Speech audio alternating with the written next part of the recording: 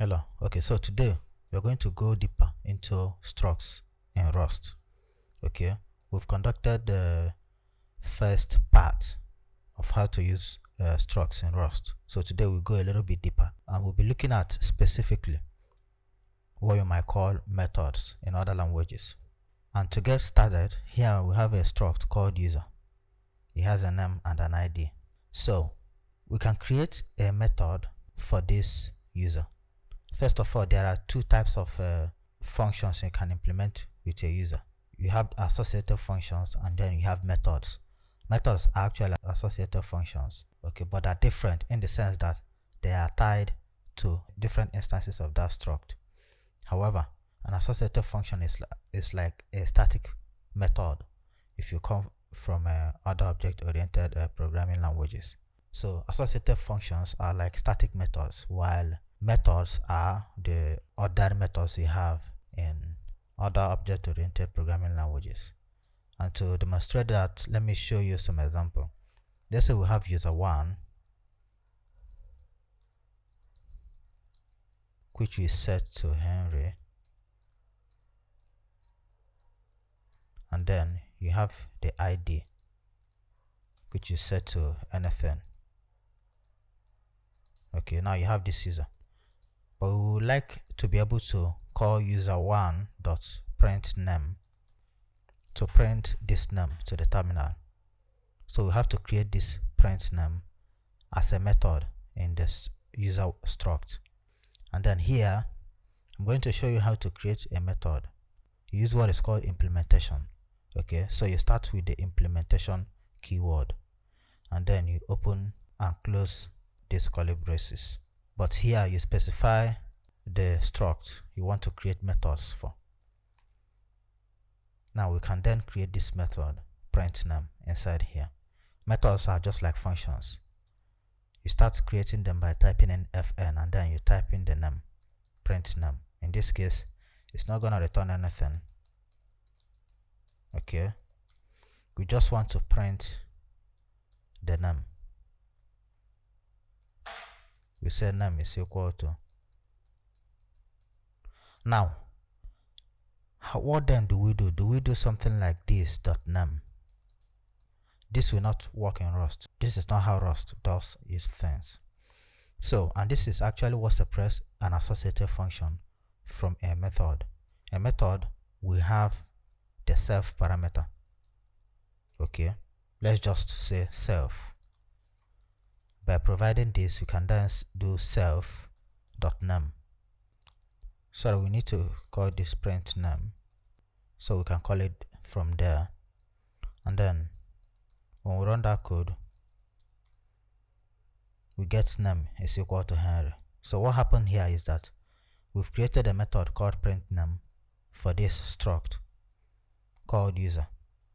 We've got an instance of user that we called user1 and we're able to call print name, the print name method on it. Now a few things to digest here. First, the implementation keyword. This is how we create methods in Rust. In other languages, you will come inside the struct itself and start creating the functions or the methods inside here. But in Rust, you use the implementation method. So you are saying implement these functions, everything inside this block of code, implement it for this user. You can even have more implementations here. Okay, it doesn't matter, and you create other functions. There are valid syntaxes in Rust, but if you have more functions, you can place them inside this implementation and then give them a name. For example, you can rename this to print name 2 and that will be fine. Okay, now the second thing you have to understand is this. Why do we need to use self here? So what happens if you came from Python, you actually know about this. Methods do have the self value.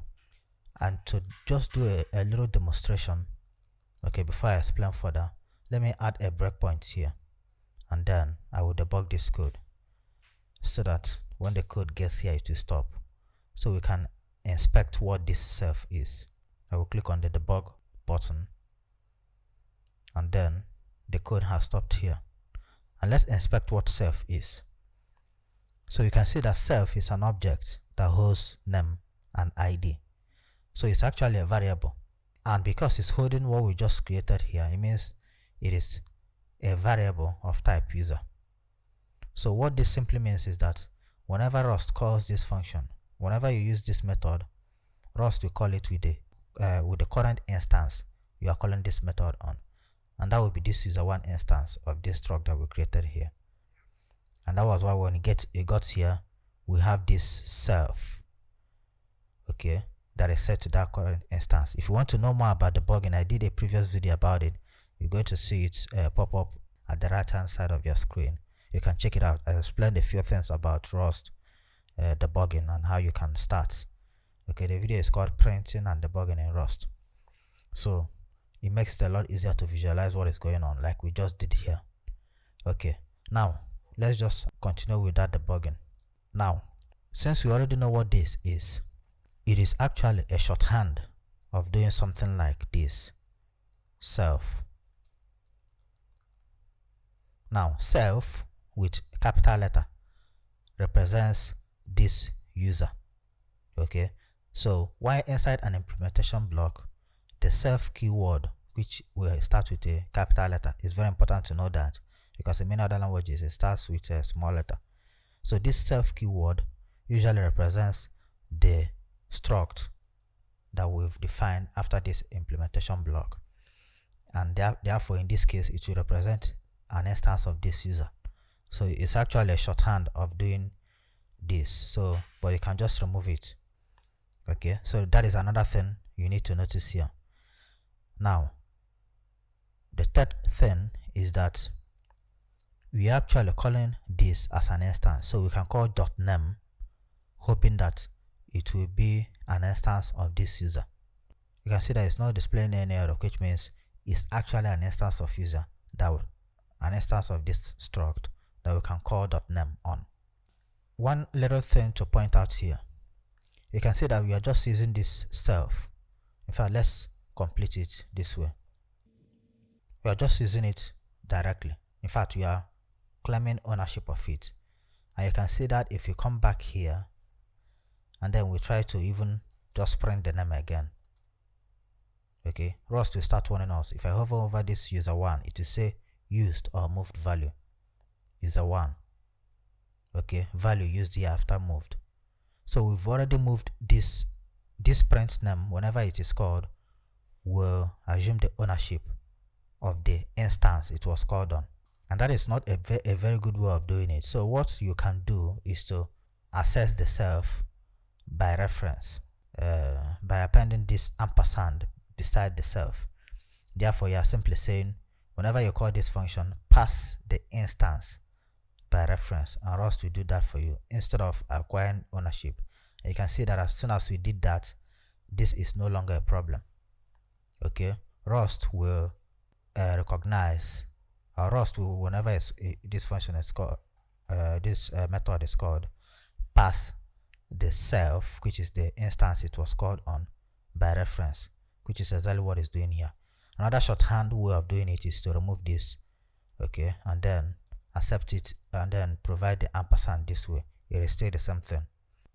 And I'm sure you still recognize this. We've treated this in a previous video, but I'll still do a more comprehensive videos about attributes. So this is actually an attribute, which is in this case using the derived attribute. We are simply using a shortcut to force this user struct to implement this thread called debug. It's like a very simple way of forcing a class to implement an interface. Okay, but I will explain more of this in the future.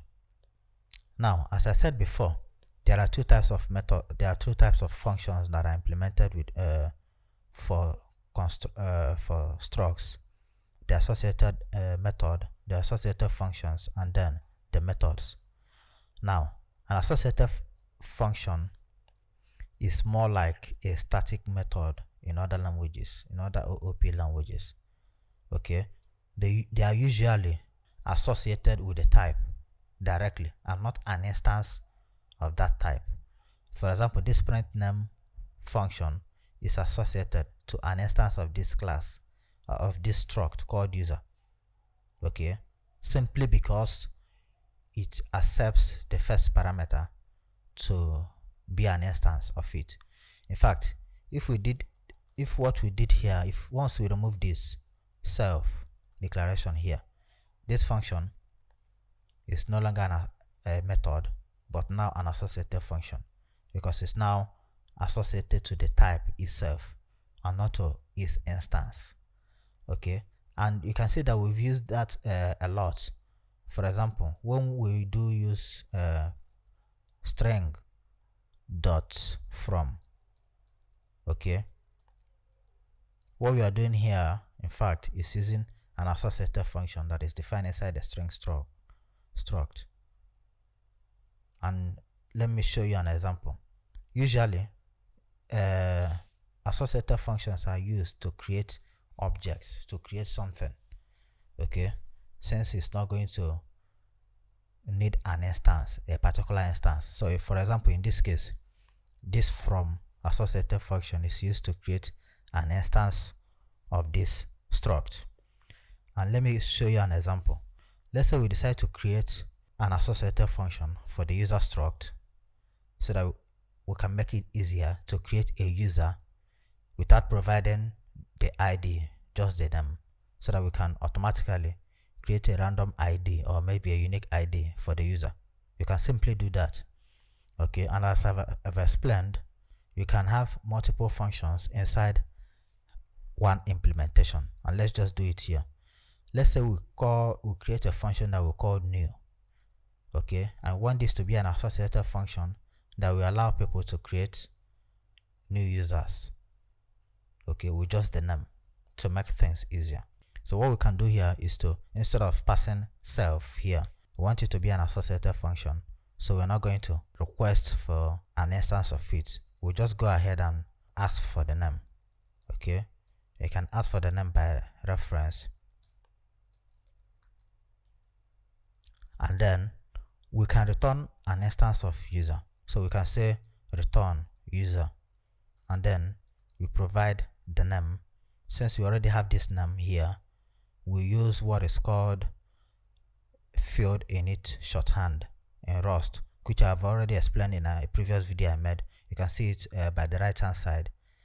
Okay, it's a way of saying, since the name of this struct and the name of this variable, the name of the field in the struct and the name of this variable are the same, we can just, instead of doing this, okay, we can just remove, instead of doing this, okay, say name and assigning name to it, you can just abbreviate it that way. Okay, and then we can then provide a unique ID for the ID. Okay, so we've now created an associative function where we are returning a new user from, and you can see that Rust is warning us because it needs to know exactly what we are returning. Okay, and as you know, failing to provide a return type for a function in Rust means you are returning a unit, which is just like saying you are returning an empty tuple. A unit is an empty tuple in Rust, like I explained in the previous video. So you can check that video out here as well. So yeah, but of course you can see that Rust is also warning us here. Okay, because we are trying to define this name, that we are trying to say that this name will accept a reference. Okay, and as you know, there is no guarantee that this reference will still be available, okay, for the whole duration of the user instance. So, but this goes to lifetimes in Rust, and I will still explain that later on. For example, we can just say that this will be static, and then let's forget about now, stick with the string, and then make sure that this is gonna be a string, and that will be okay. So specifically, this new method, this new associative function, creates a new user and returns it, and this will now make it easier for us to create new users. So now we can just create a new user very easily with the new associative function that we've just created. You can say user2 is equal to, or which will be a user, will be equal to user double colon new, and then we provide the name, and the name will be, let's say, Henry again. Now notice what we've done here. We used the double semicolon syntax. This is how you call associated functions in Rust. Okay, similar to how you invoke static methods in PHP. You use this double colon, but if this were to be a method, you will have to use the dot notation. Okay, so the associated function is usually a creational helper for creating stuff. Okay, now I want to point out a few things here. Okay, you can see that this method, this associated function, returns a new user. There is an even simpler way of doing it, or another way of doing it. Okay, just like I pointed out that here self is, this is a shorthand of doing this self. Okay, and that self here represents this user. Whatever it is that comes after this implementation keyword is what self will refer to here. That same way, we can say that this function will return self. Okay, and you can even create a self here.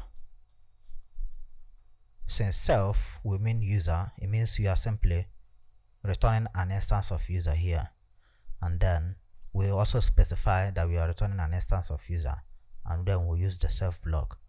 Okay, so this makes a lot of sense, and it's a lot easier to use.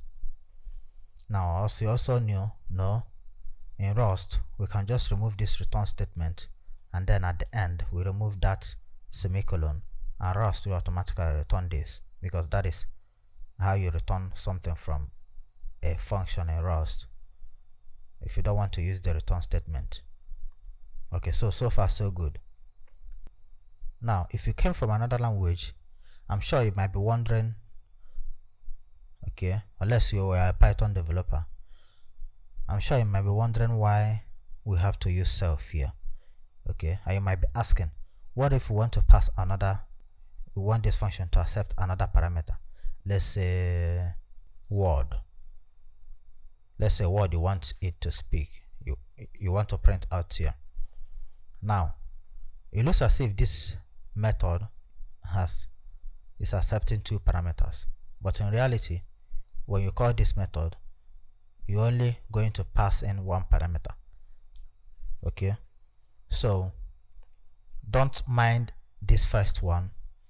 The number of parameters this method will accept when you call it will start counting from after the self.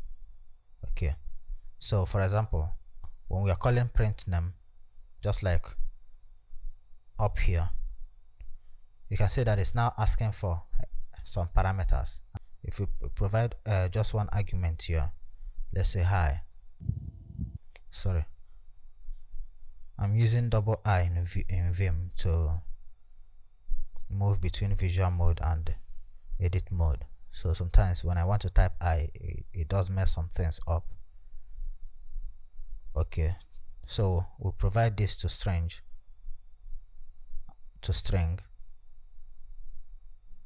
and then we do the same thing here. You can say hello. Now this print name, we've just called it with just one argument, and it's happy, it's not complaining. Okay, which means it only requires this second argument, this second parameter that we've passed here. Rust will take care of passing this for us. So that's it. I hope you learned something today. This is the part 2 of structs, of how to use structs, of how to master structs in Rust.